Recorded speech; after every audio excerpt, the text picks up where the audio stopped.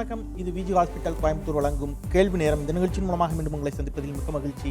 நான் செந்தில். நம்ம சுற்றி நடக்கும் நிகழ்வுகள், அந்த நிகழ்வை நகர்த்தும் அடிப்படை, அதன் பின்னணியில் இருக்கும் அரசியல், இவை குறித்து விவாதித்து வந்து கொண்டிருக்கின்றோம். அந்த வகையில் இன்றைய இந்த வார வெள்ளிக்கிழமைக்கான சிறப்பு கேள்வி நேரத்தில் நம்முடைய கேள்விகளுக்கு பதிலளிக்க நம்முடைய காத்திருக்கக்கூடிய ஆளுமை மிகவும் மனம் வெதும்பி தீவிர அரசியலிலிருந்து தான் விலகிக் கொள்வதாக அறிவித்திருக்கக்கூடிய காந்திய மக்கள் இயக்கத்தினுடைய ஒருங்கிணைப்பாளர் திரு தமிழருவி மணியன் அவர்களோடு இன்றைய சிறப்பு கேள்வி நேரத்தை நாம் தொகுத்து வழங்க இருக்கின்றோம். வரவேற்கலாம் அவரை. வணக்கம். வணக்கம் செந்தில். தீவிர அரசியலிருந்து பொது வாழ்க்கையிலிருந்து, அரசியலிருந்து என்பதை விட கூட பொது வாழ்க்கையிலிருந்து ஒதுங்கப் போகிறேன் என்று ஒரு முடிவை எடுத்திருக்கிறீர்கள். அதற்கான காரணிகளையும் நீங்கள் பெரியதாக பட்டியலிட்டிருக்கீங்க. நமக்கு குறித்து விரிவாக விவாதிக்கலாம். ஆனால் இதே கேள்வி நேர அரங்கில் பிப்ரவரி மாதம் நான் உங்களை நேர்காணல் செய்தபொழுது நீங்கள் ஒரு விஷயத்தை சொன்னீங்க. 130 இடங்கள் வரை பெற்று அஇஅதிமுக ஆட்சி அமைப்பதற்கான வாய்ப்புகள் இருக்கின்றன.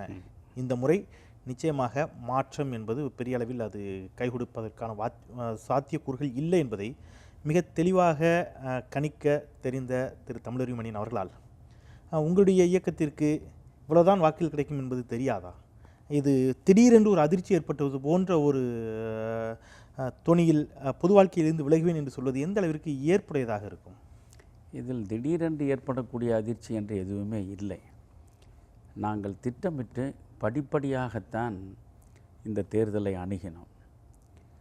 சென்ற ஆண்டு ஜூலை மாதம் 15ஆம் நாள் பெருந்தலைவர் காமராஜர் பிறந்த நாளில் தமிழகத்திலேயே முதலாக 25 வேட்பாளர்களை காந்திய மக்கள் இயக்கத்தின் சார்பில் நாங்கள் அறிவித்தோம்.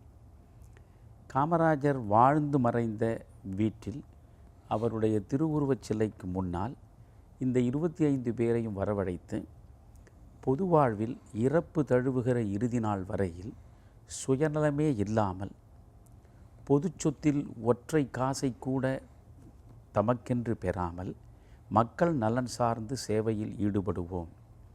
ஒரு கால் சட்டமன்றத்திற்கு மக்களால் நம்பிக்கையோடு தேர்ந்தெடுக்கப்பட்டால் ஒற்றை ரூபாயை கூட ஊதியமாக பெறாமல் நாங்கள் அர்ப்பணிப்போடு சேவா உணர்ச்சியோடு பணியாற்றுவோம் என்று அவர்கள் உறுதிமொழியும் எடுத்தார்கள். இந்த 25 வேட்பாளர்களை போகிற போக்கில் நாங்கள் தேர்ந்தெடுக்கவில்லை. எங்களை பொறுத்தவரையில் அவர் என்ன சாதி, அவருக்கு என்ன பின்புலம், எவ்வளவு பணம் அவர் வைத்திருக்கிறார் என்றெல்லாம் நாங்கள் பார்க்கவில்லை. அவர் நல்ல மனிதராக இருக்கிறாரா, உண்மையும் நேர்மையும் ஒழுக்கமும் சார்ந்தவராக, மனிதகுலத்துக்கு தொண்டாற்ற வேண்டும் என்கிற மனப்போக்கு உள்ளவராக இருக்கிறாரா என்று மட்டும்தான் பார்த்தோம். அப்படி பார்த்து அவர்களை தேர்ந்தெடுத்தோம். நான் அந்த 25 பேரையும் ஒரு இடத்தில் அமர்த்தி முதலில் அவரிடம் சொன்னது, நீங்கள் ஒரு நாளும் சட்டமன்ற உறுப்பினர் ஆகிவிட முடியும் என்ற கனவுகளில் ஆழ்ந்து விடாதீர்கள். அந்த கனவு நனவாவது அவ்வளவு எளிதானதல்ல. 2 லட்சத்திற்கு மேற்பட்ட வாக்காளர்கள் உங்கள் தொகுதியில் இருப்பார்கள். நம்முடைய முயற்சி என்பதே நல்லவர்களுக்கும் நேர்மையாளர்களுக்கும் இன்றைய அரசியலில் இடம் இருக்கிறதா இல்லையா என்று பரிசோதித்து பார்ப்பது தான். அதனால் 2 லட்சத்திற்கு மேற்பட்ட வாக்காளர்களில் 2000 வாக்காளர்கள் உங்களுக்காக தேடி வந்து வாக்களித்து விட்டால் நாம் வெற்றி பெற்று விட்டோம். ஏனென்றால் a journey of 1000 miles starts with single step. 1000 mile பயணமாக இருந்தாலும் முதலடியிலிருந்து தான் தொடங்க வேண்டும். நாம் ஒரு புது யுகத்தை படைப்பதற்காக புறப்பட்டவர்கள். உண்மையான மாற்று அரசியலை வளர்த்தெடுக்க வேண்டும் என்பதற்காக நாம் நம்மை அர்ப்பணித்திருக்கிறோம். அதற்கான முதல் தொடக்கம்தான் இந்த தேர்தல். அப்பொழுது அவரிடம் சொன்னேன், 8 மாதங்கள் இருக்கின்றன, நீங்கள் வீடு வீடாக செல்ல வேண்டும். உங்களுக்கு நான் செய்யக்கூடிய ஒரே உதவி 25,000 பேம்ப்ளெட்ஸ், அவற்றை மட்டும்தான் உங்களுக்கு நான் அச்சிட்டு கொடுக்க முடியும் நண்பர்கள் உதவியின் மூலம். அந்த 25,000 துண்டு சீட்டுகள் இருக்கின்றனவே, உங்களை பற்றிய காந்திய மக்கள் இயக்கம் பற்றிய தகவல்கள் அடங்கிய அறிக்கை மாதிரி, இதை 25,000 வீடுகளுக்கு கொண்டு சென்றால் ஒரு வீட்டில் 4 வாக்காளர்கள் என்றாலும் 1 லட்சம் பேரை நீங்கள் நேரடியாக சந்தித்து விட முடியும். இவர்களில் 2000 பேர் வாக்களித்தால் நான் இந்த இயக்கத்தை நடத்துவேன். 2000 பேரும் நம்மை நோக்கி வரவில்லை என்கிற நிலைமை இருக்குமானால் நிச்சயம் நான் இந்த தேர்தல் அரசியலிலிருந்து முற்றாக விடுபட்டு விலகி விடுவேன் என்று சொன்னேன். அதற்கு கடுமையாக என்னுடைய வேட்பாளர்கள் உழைத்தார்கள். 8 மாத காலமும் வீடு வீடாக சென்றார்கள், உழைத்தார்கள். தேர்தலுக்கு 20 நாட்களுக்கு முன்பு தான் விசில் சின்னம் எங்களுக்கு வழங்கப்பட்டது. அந்த விசில் சின்னத்தையும் கூடிய வரையில் கொண்டு போய் சேர்க்க முயன்றார்கள். ஆனால் அதிகபட்சமாக எங்களுக்கு கிடைத்த வாக்குகளே 5 இடங்களில் 500க்கு மேற்பட்ட வாக்குகளைத்தான் பெற்றிருக்கிறார்கள். மற்ற இடங்களில் 250 500க்கு இடைப்பட்ட நிலையிலே தான் நின்று விட்டார்கள். இது என்னை வருத்தியது. அப்படியென்றால் நல்லவர்களுக்கு இன்றைய பாழ்பட்ட அரசியலில் ஒதுங்கி ஓரமாக நிற்பதற்கு கூட இடமில்லை என்கிற பொழுது இதில் எதற்காக நாம் வீணாக உழன்று கொண்டிருக்க வேண்டும் என்பதனால் எடுத்த முடிவு. நீங்கள் காமராஜர் இல்லத்திற்கே அழைத்துச் சென்று அவர்களை உறுதிமொழி ஏற்கச் செய்து அதன் பிறகு அரசியலுக்கு கொண்டு வந்தேன் என்று சொல்கின்ற பொழுது காமராஜரே இங்கே தோற்கடிக்கப்பட்டிருக்கிறார் ஒரு சாதாரண மாணவனால். அம்பேத்கர் தோற்கடிக்கப்பட்டிருக்கிறார். நீங்கள் வழிகாட்டியாக ஏற்றுக்கொண்டிருக்கக்கூடிய தேசப்பிதா மகாத்மா காந்தி அவர்கள் இங்கே அவர் தெருவில் இறங்கிய உடனேயே அவர் பின்னால் எல்லோரும் அணிவகுத்து சென்று விடவில்லை. இப்போ எல்லா மாமனிதர்களுக்கும் தங்களுக்கு ஒப்பிடுகின்ற பொழுது நாங்கள் அவ்வளவு வாசித்தவர்கள் அறிந்தவர்கள் இல்லை என்றாலும் கூட மார்க்ஸ் எவ்வளவு கஷ்டப்பட்டிருப்பார் என்பதை தாங்கள் அறியவில்லை. தன்னுடைய குழந்தைக்கு பால் வாங்கக்கூடிய முடியாத நிலை. ஆனால் எல்லோருமே கடைசி வரைக்கும் அந்த பொது வாழ்க்கைக்காக, அந்த மக்களுக்காக, மீண்டும் மீண்டும் மக்களை நல்வழிப்படுத்துவதற்காக, மக்களுக்கு நன்மை செய்வதற்காக கடைசி வரை போராடினார்கள். ஒரே ஒரு தேர்தலில், அதுவும் 25 தொகுதிகளில் 8 மாதங்களுக்கு முன்பு பெரிய அளவிற்கான சின்ன பலமோ பெரிய அளவிற்கான பிரச்சார பலமோ இல்லாமல் பெற்ற கணிசமான வாக்குகளை உடனடியாக விரக்தியாக எடுத்துக்கொண்டு பொது வாழ்க்கையிலிருந்து நான் விலகிறேன் என்று சொல்வது எந்த அளவிற்கு சரியான வாதமாக இருக்கும்? அதாவது இது 8 மாத காலத்திற்கு முன்பு நான் அரசியல் அரங்கிற்கு வந்து 8 மாத காலம் மட்டுமே நான் முயன்று பார்த்து இந்த 8 மாத கால இடைவெளியில் எனக்கு உரிய மரியாதை கிடைக்கவில்லை என்று விரக்தியுற்று நான் வெளியே சென்றால் நிச்சயமாக நீங்கள் சொல்வது 100 விழுக்காடு பொருந்தும்.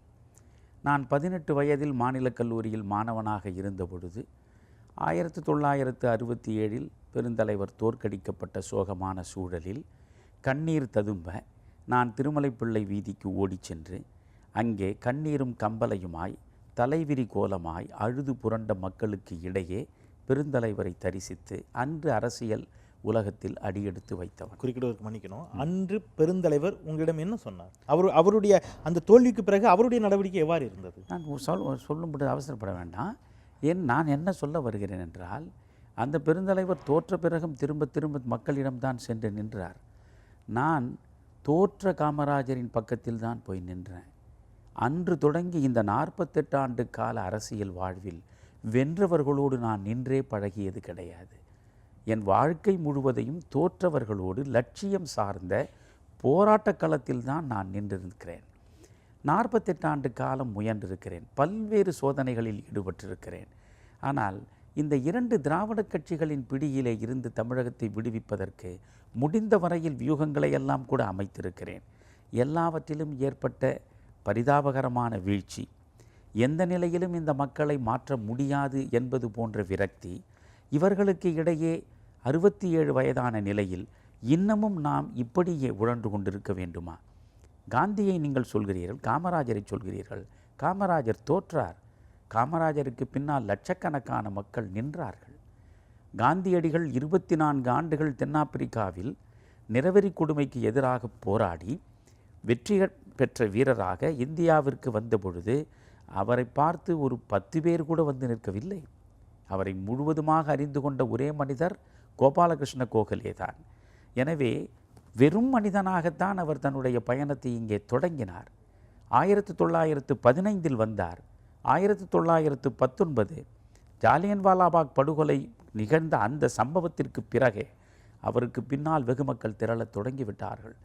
1920 ஒத்துழையாமை இயக்கத்தில் அவர் நாடு முழுவதும் நாயகராக வலம் வந்தார்.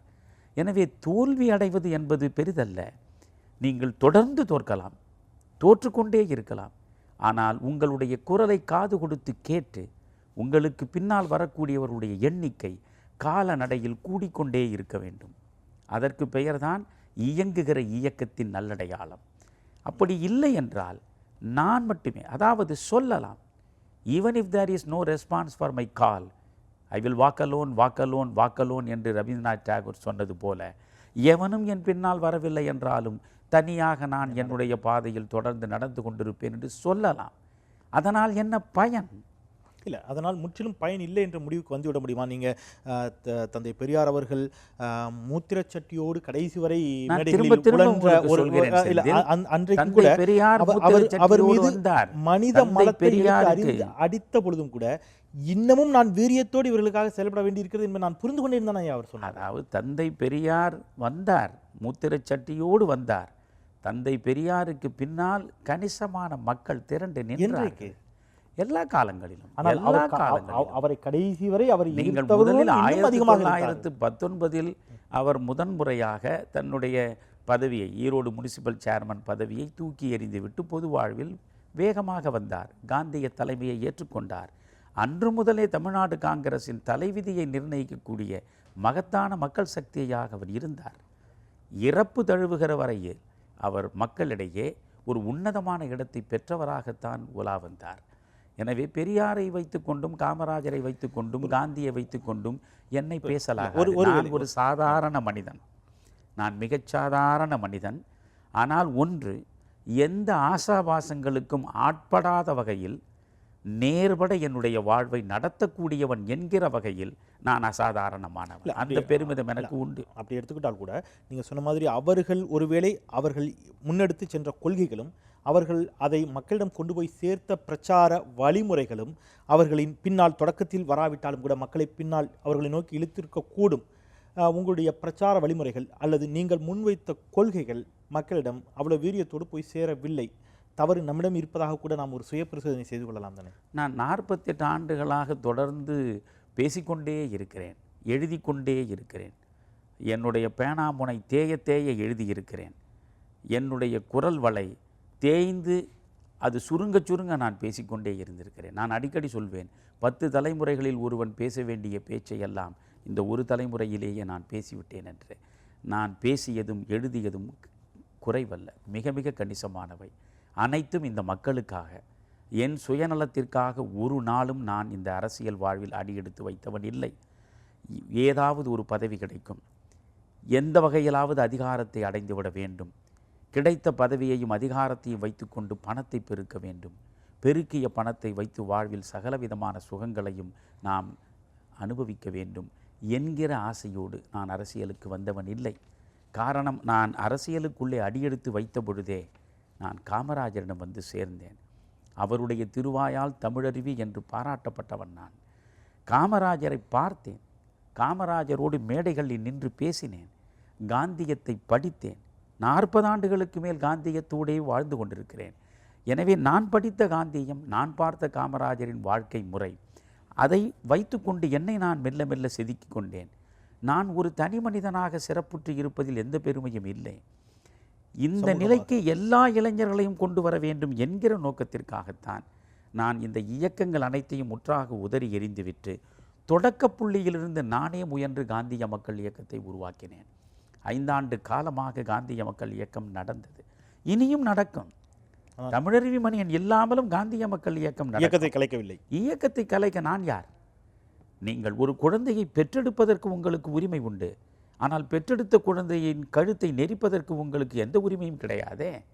எனவே நான் பெற்ற குழந்தை காந்திய மக்கள் இயக்கம். அது காலநடையில் தேய்ந்து சிறுத்து காணாமல் போகிறதா, அல்லது மெல்ல மெல்ல மக்களுடைய நம்பிக்கையை பெற்று வளர்பிறையாக வளரத் தொடங்குகிறதா?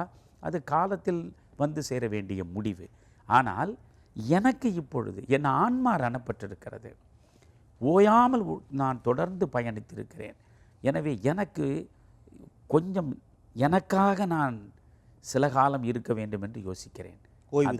நிச்சயமாக சரி, அந்த ஓய்வு உங்களுக்கு தேவை என்று அந்த ஓய்வு எடுத்துக்கொள்ளக்கூடிய உரிமை உங்களுக்கு முற்றிலுமாக இருக்கிறது. நம்ம ஒரு சிறிய இடைவெளிக்கு பிறகு பேசலாம். ஆனால் அந்த ஓய்வுக்கான காரணிகளாக நாம் சுட்டிக்காட்டுவதும் அதில் பாமர மக்களின் மீதான விமர்சனங்களை வைப்பதும் அவர்கள் மீதான அந்த கோபம் என்பது எந்த அளவிற்கு நியாயமான கோபம் அப்படிங்கிற ஒரு கேள்வி இருக்குது. அந்த கேள்வியோடு ஒரு சிறிய இடைவெளிக்கு செல்கிறேன். இடைவெளிக்கு பிறகு அந்த கேள்வியிலிருந்தே தொடரலாம். ஒரு பாமர மக்களின் மீதான தமிழர் மணியின் அவருடைய கோபம் என்பது எந்த அளவிற்கு நியாயமான கோபம் என்பதை ஒரு சிறிய இடைவெளிக்கு பிறகு கேட்டு அறியலாம்.